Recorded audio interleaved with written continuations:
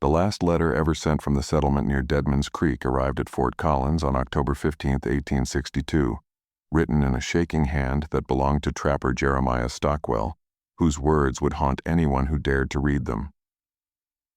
The creek ain't running water no more. It's running something else. Something dark that whispers names of folks who ain't been born yet. And the trees along its banks are growing things that look like people but ain't got no souls behind their eyes.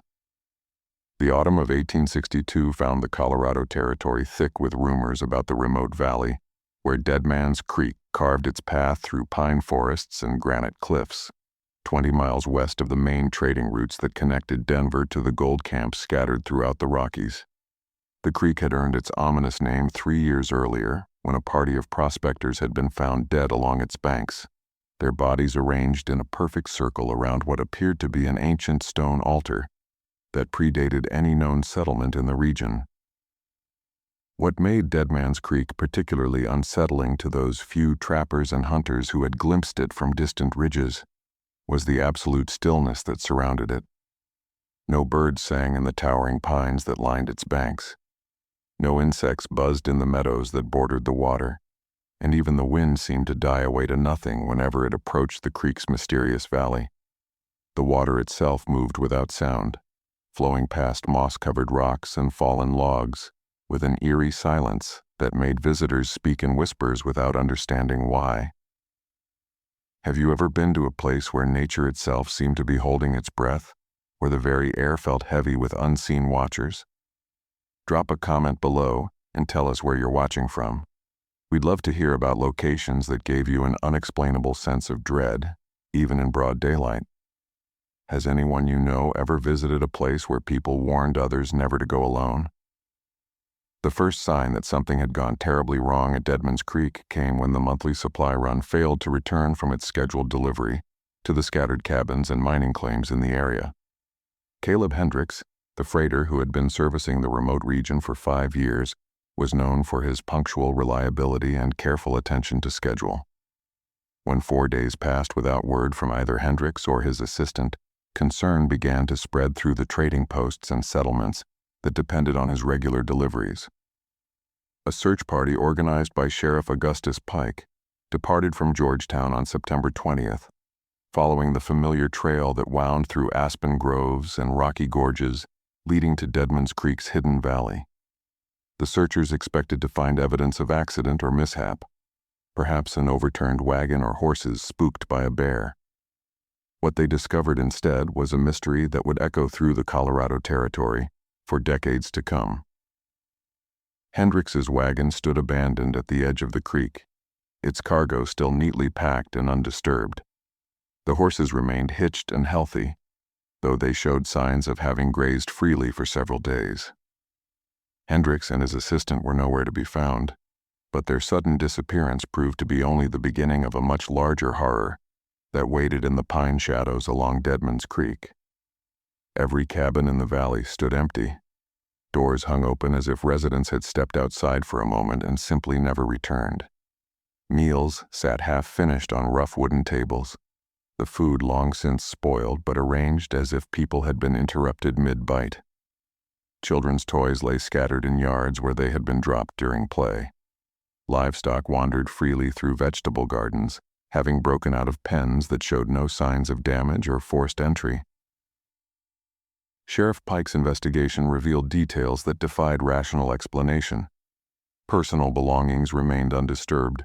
Gold nuggets sat openly on mantels, money lay in plain sight on kitchen tables, and family treasures showed no signs of hasty packing or theft. The settlement's small church held an open Bible at a page marked for Sunday service, as if the congregation had vanished between verses. The schoolhouse contained slates still covered with half-completed lessons, and the blacksmith's forge held iron that had grown cold in the middle of being shaped. Most disturbing of all was the complete absence of any signs of struggle or violence. No overturned furniture, no broken glass, no torn clothing or bloodstains. The residents of Deadman's Creek had not been driven away by force or fled in panic. They had simply ceased to exist in their settlement, as if they had never lived there at all. The only unusual evidence the search party discovered was a series of strange footprints in the soft earth along the creek's banks. The tracks appeared to have been made by bare human feet, but they were far larger than any normal person could have produced, nearly 18 inches long and proportionally wide, with what appeared to be extra toes extending from each side. The prints led from the creek's edge directly to each abandoned cabin, suggesting that whatever had made them had visited every dwelling in the settlement during the same night. More unsettling still was the way the tracks seemed to change as they progressed through the valley. Near the creek, they appeared almost human despite their size. But as they approached the buildings, they began to show characteristics that belonged to no known creature: claws instead of toenails, and impressions that suggested the feet had been webbed like those of some enormous amphibian. Sheriff Pike documented every detail of the abandoned settlement, but his official reports failed to capture the oppressive atmosphere that pervaded Deadman's Creek, even in broad daylight. The searchers found themselves speaking in whispers, jumping at sounds that turned out to be nothing more than wind moving through empty buildings. Several men reported feeling watched by invisible eyes, and more than one claimed to catch glimpses of movement in peripheral vision that vanished when looked at directly. As the search party prepared to leave Deadman's Creek, Deputy Lucas Bramwell made a discovery that added new dimensions to the mystery. Hidden beneath loose floorboards in the settlement's general store, he found a collection of journals written by different residents over the past several months. The entries began with normal accounts of daily life, but gradually evolved into descriptions of experiences that challenged the boundary between reality and nightmare. The earliest unusual entries dated back to midsummer, when several settlers began reporting dreams of being called to the creek during the night hours. The dreams were described as intensely vivid and compelling, featuring voices that spoke in languages the dreamers didn't recognize, but somehow understood were issuing invitations to join something wonderful that waited beneath the water's dark surface. Initially, the settlers dismissed these dreams as products of summer heat and seasonal fatigue, but as the experiences continued and intensified, patterns began emerging that suggested something beyond ordinary unconscious activity. Multiple residents reported dreaming of the same underwater locations, vast caverns filled with phosphorescent light, where groups of figures moved in slow, graceful dances through chambers that extended far beyond what the shallow creek should have been able to contain. By late August, the night dreams had begun extending into daytime experiences. Settlers reported hearing voices calling their names from the creek, seeing figures beckoning from beneath the water's surface, and discovering mysterious pathways along the banks that led to destinations no one had ever seen before. Strange lights began appearing in the creek at night, not reflections of moon or stars, but glowing emanations that seemed to rise from the water itself. The journal entries revealed that the settlers had initially tried to resist whatever influence was affecting their community. They organized prayer meetings, posted watches during nighttime hours, and made efforts to document the strange phenomena in hopes of finding rational explanations. But as the supernatural experiences intensified, their resolve began crumbling under the weight of constant otherworldly pressure. Children were the first to succumb completely to the creek's mysterious calling. Parents reported finding their young ones sleepwalking to the water's edge during dark hours, standing motionless while staring into the depths, as if watching for signals only they could perceive. When questioned about these episodes, the children spoke of beautiful places they had seen beneath the surface, underwater cities that made their ordinary lives seem gray and meaningless by comparison. The final journal entries described a growing consensus among Deadman's Creek's residents that resistance was futile and perhaps undesirable. The voices that called to them during dreams and waking hours had become clearer and more persuasive, offering detailed descriptions of a realm where suffering and limitation were unknown concepts. The promise of escape from the hardships of frontier life proved increasingly difficult to reject, especially as normal daily activities began to seem hollow and purposeless. The last dated entry in the discovered journals was written by schoolteacher Martha Corrigan on September 10th. Her final words provided the only direct account of what happened to Deadman's Creek's residents. The voices are no longer asking us to come. They are commanding. We see the underwater paths clearly now, beautiful roads that lead through caverns more lovely than any earthly palace. The children have already begun the journey, and the adults are preparing to follow. We leave our possessions behind because they will not be needed where we are going. This settlement was never our true home.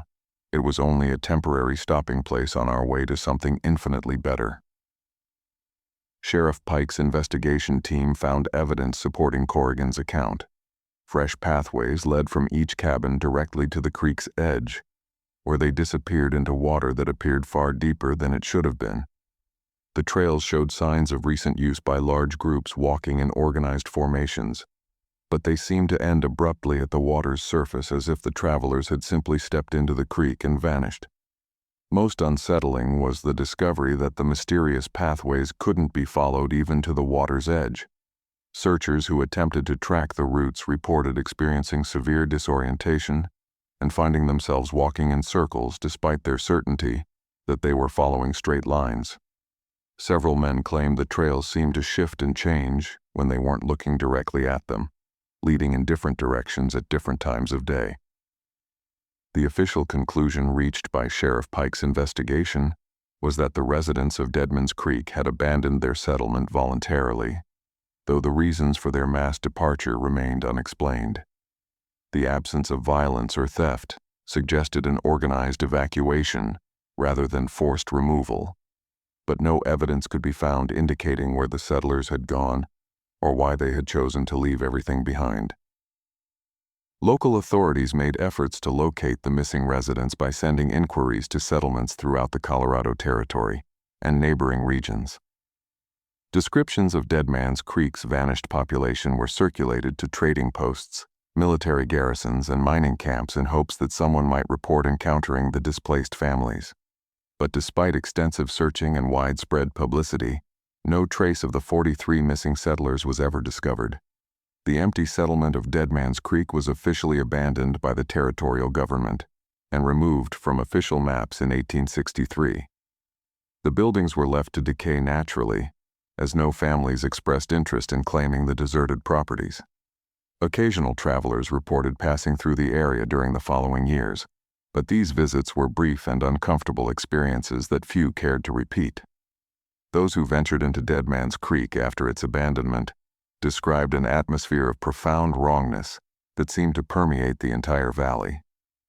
The unnatural silence that had characterized the area during its inhabited period became even more pronounced, creating a dead zone where sound seemed muffled and distant despite the constant mountain breezes that affected the surrounding region.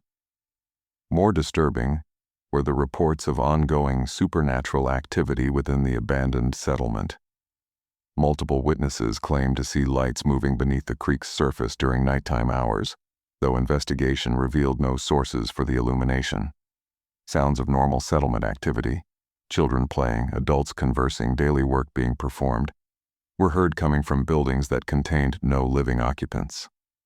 The strange footprints that had been discovered throughout the settlement during the initial investigation continued to appear after the residents' departure. New tracks were found regularly by the few brave souls who ventured into the valley, always more numerous and elaborate than those found previously. The prints seemed to be part of an ongoing communication system, though no one could determine who or what might be creating them. Some visitors reported encountering figures that appeared to be former Deadman's Creek residents, walking through the abandoned settlement and tending to daily tasks in empty buildings.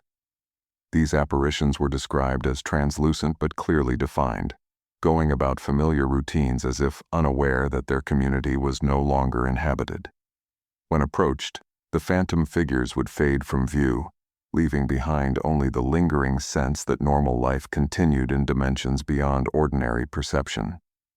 The most detailed account of post-abandonment phenomena at Deadman's Creek was provided by trapper Jeremiah Stockwell, who spent several days in the valley during the summer of 1863 while tracking a wounded elk. Stockwell's journal described experiences that went far beyond simple atmospheric unease or tricks of light and shadow. According to Stockwell's records, he awakened each morning to find his campsite surrounded by the same oversized footprints that had been discovered throughout the settlement, arranged in elaborate patterns that seemed to convey messages in some symbolic language he couldn't decipher, but felt compelled to study. The prints appeared to have been made during the night hours, but Stockwell never heard any sounds of movement, despite remaining alert for potential threats. Stockwell also reported discovering evidence that the abandoned buildings were being maintained by invisible caretakers. Cabins that should have shown significant decay after a year of neglect appeared recently cleaned and organized. Gardens that should have returned to wild growth showed signs of continued cultivation, with vegetables planted in neat rows and weeds carefully removed. The settlement's well had been recently cleared of debris, and several buildings displayed evidence of minor repairs performed with materials that had not been present during previous visits. Most unsettling were Stockwell's accounts of hearing normal settlement sounds throughout his stay. During daylight hours, he reported the sounds of daily activities, conversations, children's laughter, tools being used for various tasks, animals being tended. The sounds were clear and distinct, but investigation revealed no sources for the auditory phenomena. Stockwell described the eerie experience of hearing a busy, populated community while seeing only empty buildings and deserted streets. Stockwell's final journal entry described an encounter that convinced him to abandon his tracking efforts and leave Deadman's Creek immediately. On his fourth night in the valley, he was awakened by voices calling his name from the direction of the creek. The voices belonged to men, women, and children who spoke with the warm familiarity of old friends, inviting him to join them for a journey to beautiful places beneath the water's surface. The voices described themselves as former residents of Deadman's Creek, who had discovered wonderful underwater cities that exceeded their most optimistic dreams. They spoke of realms where hardship and suffering were unknown, where every desire could be fulfilled without effort or limitation. The invitation was extended with genuine kindness and enthusiasm, as if the speakers truly wanted to share their good fortune with someone who was still trapped in the difficulties of ordinary existence. Stockwell described feeling an almost overwhelming urge to accept the invitation and follow the voices toward whatever destination they promised to reveal. The logical part of his mind recognized the danger of venturing into deep water during darkness, but the emotional appeal of the offer was nearly irresistible.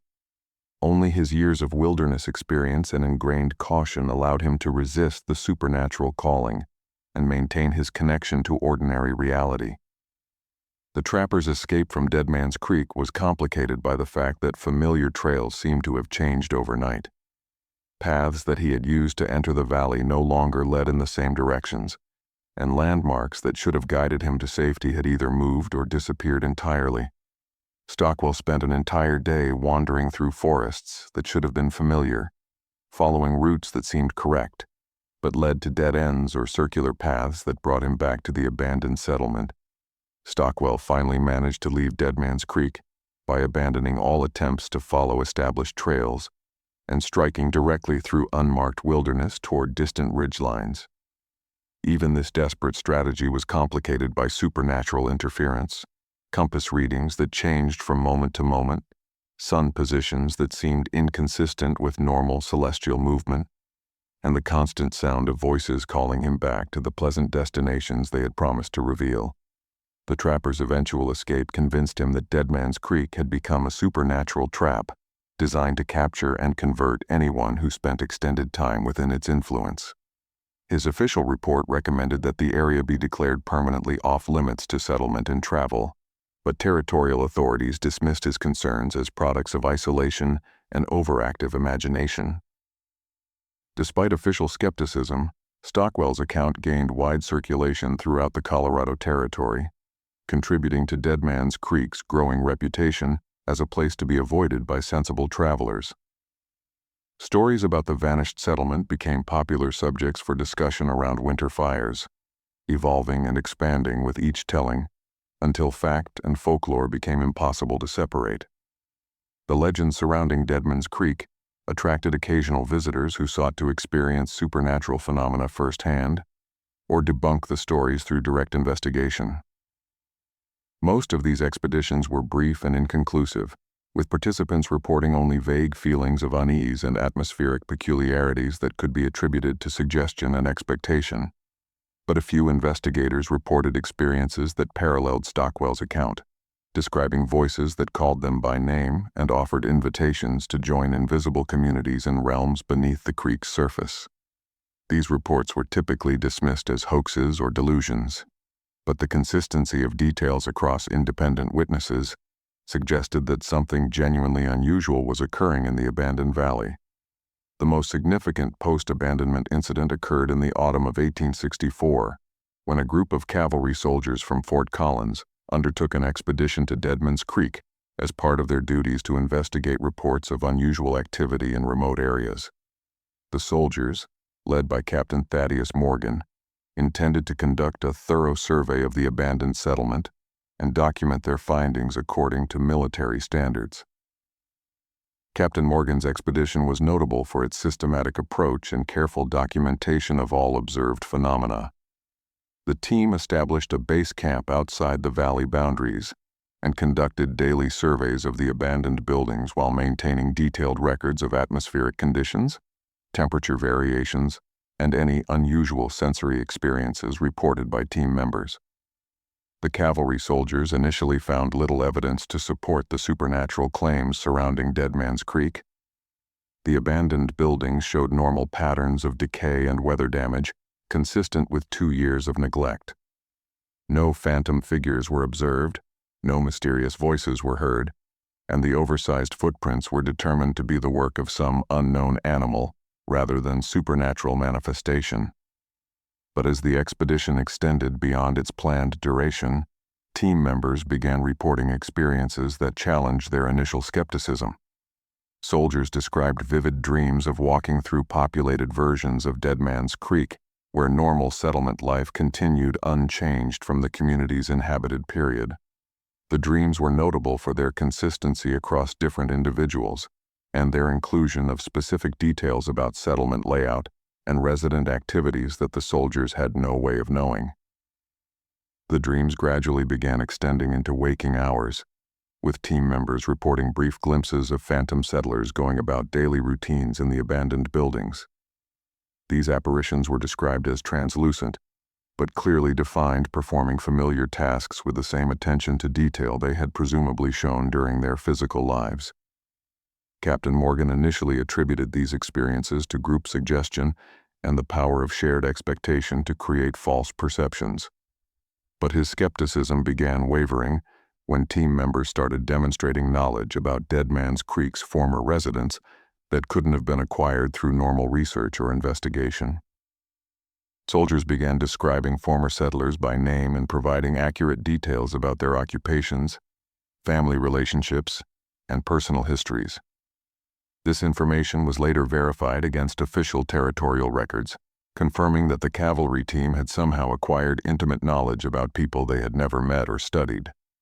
The accuracy of their supernatural revelations convinced Captain Morgan that his expedition was encountering genuine paranormal phenomena rather than collective delusion.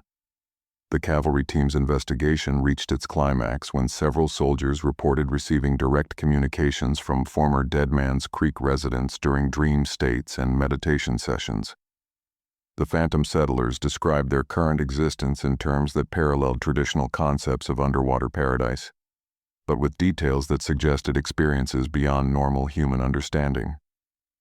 According to these communications, the residents of Deadman's Creek had not died in any conventional sense, but had been transformed to a different form of existence that maintained continuity with their physical lives while transcending normal limitations of breathing, pressure, and mortality.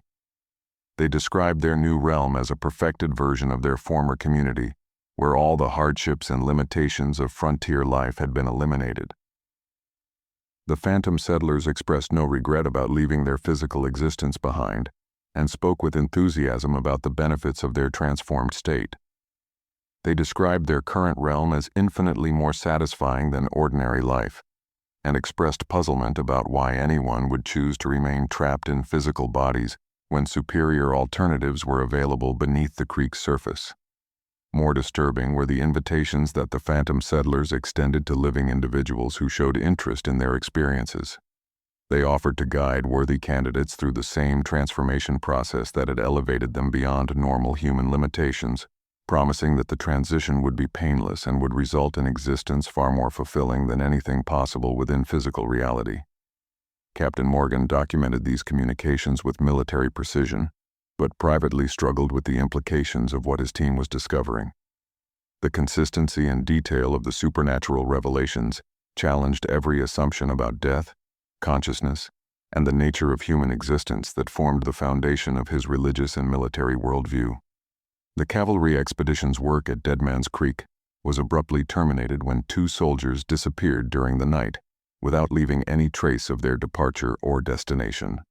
Captain Morgan organized immediate searches of the surrounding area, but no evidence could be found indicating what had happened to the missing men or where they might have gone. The remaining team members reported having dreams about their missing colleagues during the search period.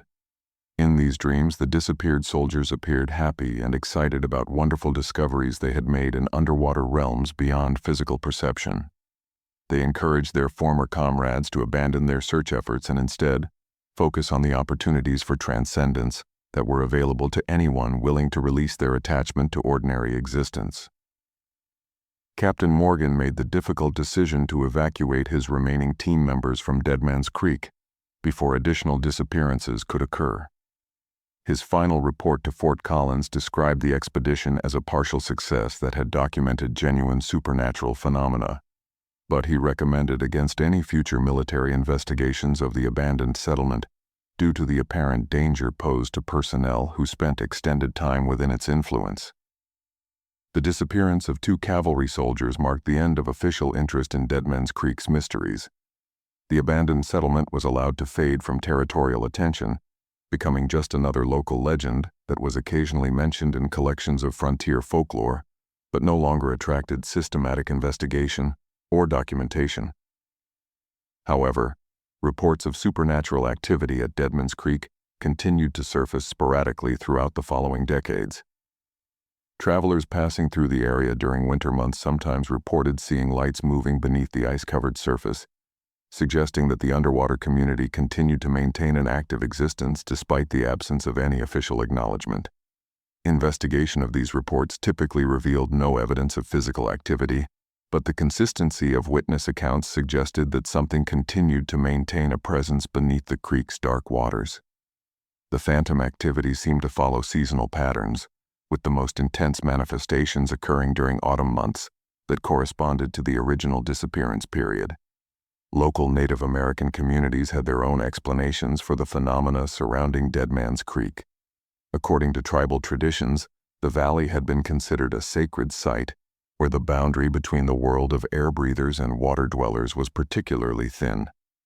The indigenous peoples had never established permanent settlements in the area, using it only for specific ceremonial purposes that required access to underwater spirits.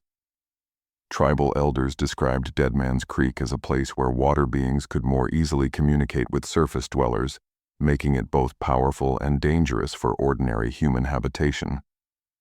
They suggested that the original settlers had unknowingly established their community in a location where aquatic forces were naturally concentrated, eventually attracting the attention of entities that existed primarily beneath the surface of mountain streams and lakes. According to tribal accounts, the residents of Deadman's Creek had been gradually prepared for transformation to underwater existence through exposure to aquatic influences that operated over extended time periods. The process was described not as death or drowning, but as evolution to amphibious forms of life that transcended the limitations of air-breathing existence. The tribal interpretation suggested that the vanished settlers had achieved a form of aquatic advancement that was theoretically available to all humans, but rarely attained, due to attachment to surface-based concerns and fear of underwater transformation. From this perspective, the disappearance of Deadman's Creek's residents represented a positive evolution rather than a tragic loss. Modern investigations of the abandoned settlement have been limited by its remoteness and the difficulty of accessing the valley through terrain that seems to actively discourage exploration. The few researchers who have attempted to locate Deadman's Creek in recent decades have reported problems with navigation equipment, compass readings that change unpredictably, and GPS systems that provide contradictory information about location and direction. These technical difficulties mirror the navigation problems reported by historical visitors, suggesting that the supernatural influences affecting Deadman's Creek have persisted well into the contemporary period.